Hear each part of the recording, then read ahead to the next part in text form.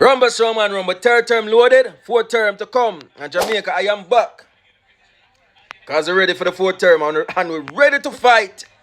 Fight the holy fight, because according to Mark Golden, it can get more terrible. That can get more worse. And we are here to fight and uphold Jamaica stability under this government. But another to come about Jamaica. Meanwhile, them that Jamaica, the ugly man, who man are wind up in his face and stuff there. What a very ugly, emasculated man. I try to disrespect Andrew Holness. I try to say Andrew in a wrong in winning his seat. And also by extension, Mark Golden. I keep up with this foolishness. Meanwhile, them I do all them foolishness there. The Prime Minister is in New York, Jamaica, at the United Nations General Assembly. And trust me, this warm, respectful reception that he is getting Jamaica, it is clear as daylight that we made the right choice in representation of our country. Andrew Holness, remember, get it right. The most honorable Dr. Andrew Michael Holness is the right man to represent Jamaica in this day and time. Considering how passionate he is and considering how genuine he is in relation to represent the country that we love, that he loves, that all of us love. And trust me, watch this clipping and watch this speech that he gave, which is a very profound, very informative, and reflects our Jamaican, intelligent tenacity, personality. So have a listen. Rumble, third term loaded, fourth term. We're working on it. Very much so.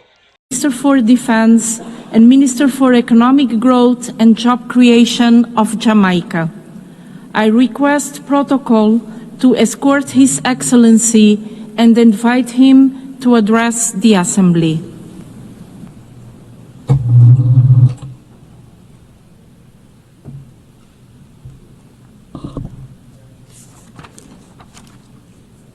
Madam President, Excellencies, on behalf of Jamaica, I extend warm congratulations to you, Madam President, on your election to preside over this landmark 80th session of the General Assembly. Just last week, Jamaica marked 63 years as a proud member of the United Nations. As we celebrate the UN's 80th anniversary, we reaffirm our unwavering commitment to the principles of the UN Charter. From decolonization to peacekeeping, from eradicating diseases to promoting human rights, the UN has achieved remarkable success over these past 8 decades. Yet, as we confront global challenges, including pandemics, climate change, armed conflict, and persistent poverty, we must acknowledge that our multilateral system requires urgent reform and revitalization to meet the needs of the 21st century. The UN 80 initiative is an opportunity to strengthen multilateralism with concrete action, institutional reform, and renewed political will. We must build a system that is more democratic, representative, and responsive to evolving challenges. Jamaica is honored that our permanent representative is co-chairing the working group on UN 80 mandate implementation review, along with the permanent representative of New Zealand, and we look forward to meaningful outcomes.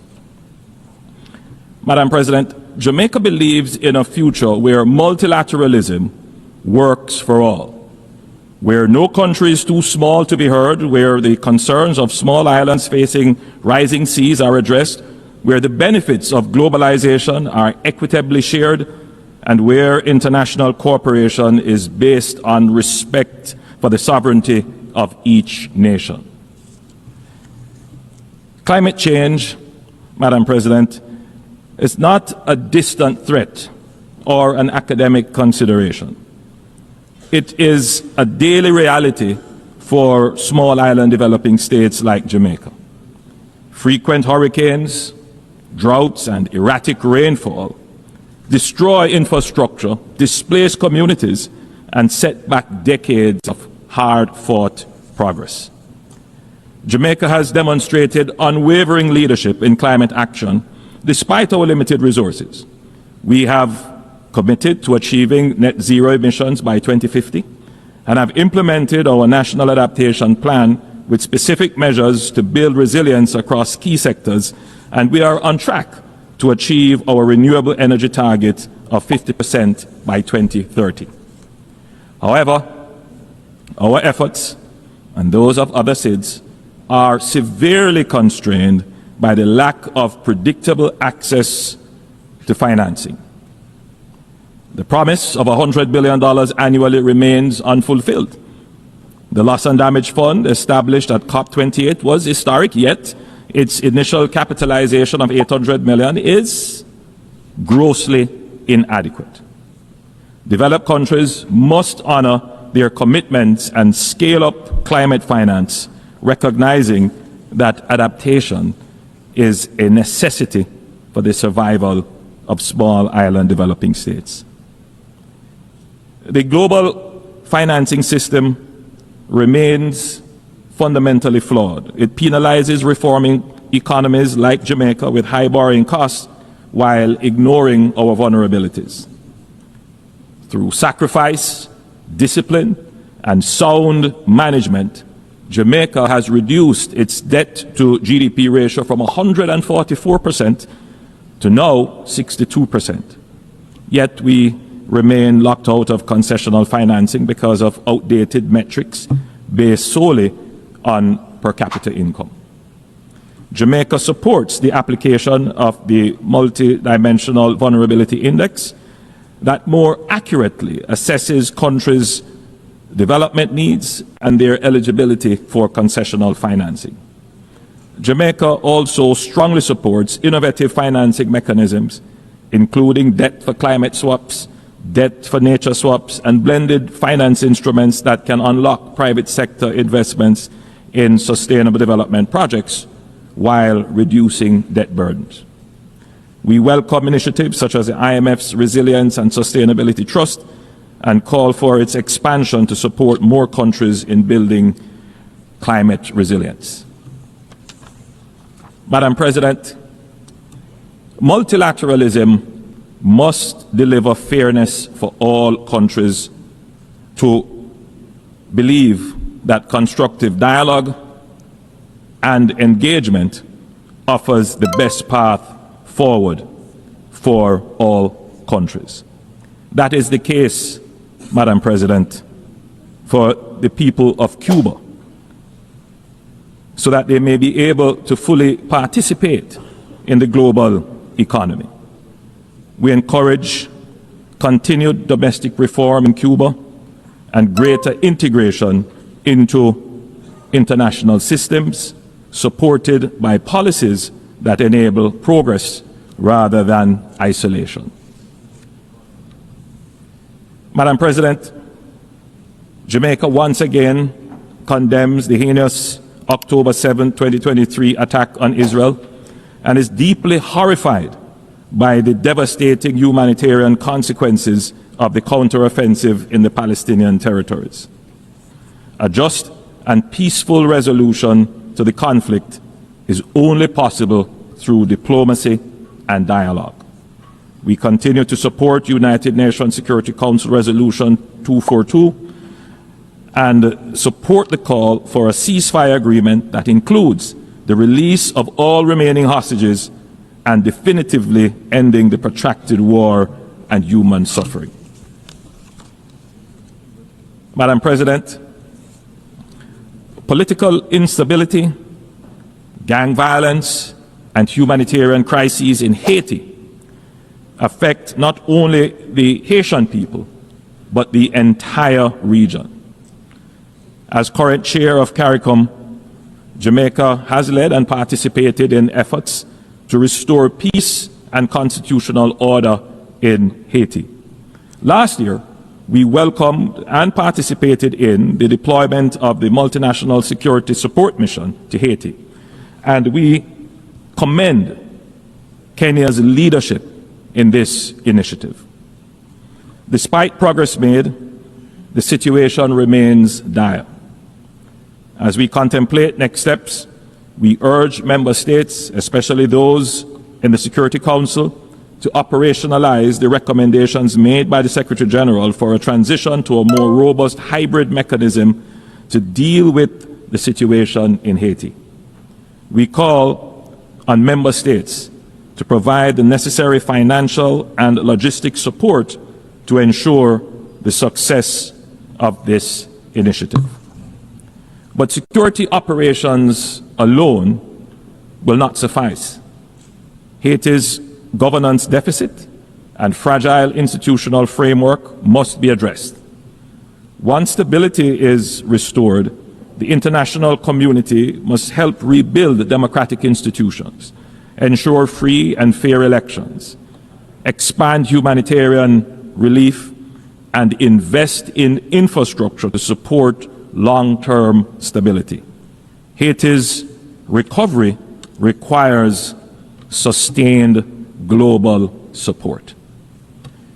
Madam President, the Haitian crisis has laid bare a wider truth.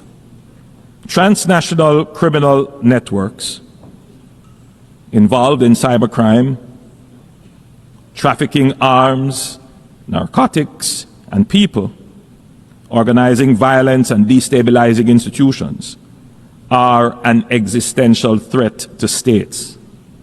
Gangs are now global syndicates with resources that rival nation states. Jamaica has made significant progress in tackling gangs and reducing our homicide rate by more than 50% in recent years.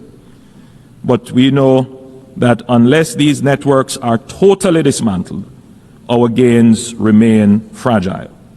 This is why we call for nothing less than a global war on gangs, a coordinated international campaign to cut off the flow of weapons, money, and the influence that sustains them. This requires deeper engagement from all member states. We urge full implementation of the UN Programme of Action on Small Arms and Light Weapons and the International Tracing Instrument.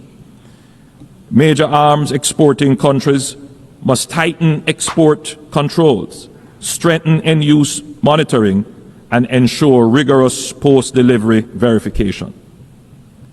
Jamaica welcomes cooperation with all partners in this fight, including the interdiction of drug trafficking vessels, provided that such operations are carried out with full respect for international law, human rights, and with the coordination and collaboration of the countries of the region. The Caribbean has created regional security mechanisms, but these efforts alone cannot match the scale of the threat. What we need is a unified front with the same urgency, resources, and coordination the world has applied to terrorism. Only then can we turn the Caribbean, and indeed the wider region, into a true zone of peace. Madam President, at this 80th session, let us revitalize multilateralism and recommit to building a more resilient, equitable, and sustainable world. The challenges before us, climate change, debt, poverty, conflicts, and crime, are formidable, but our capacity for collective action is greater. Jamaica has shown that with sound policies, fiscal discipline, and good governance, small nations can achieve great progress. But to build on this progress, we need an international system that is fair, inclusive, and responsive. Let us not leave this assembly with words alone, but with commitments that deliver real change. Jamaica stands ready to work with all member states in partnership and solidarity to create a future defined by peace, prosperity, and dignity for all. Thank you, Madam President. Thank you, members. On behalf of the Assembly, I wish to thank the Prime Minister, Minister for Defense, and Minister for Economic Growth and Job Creation of Jamaica.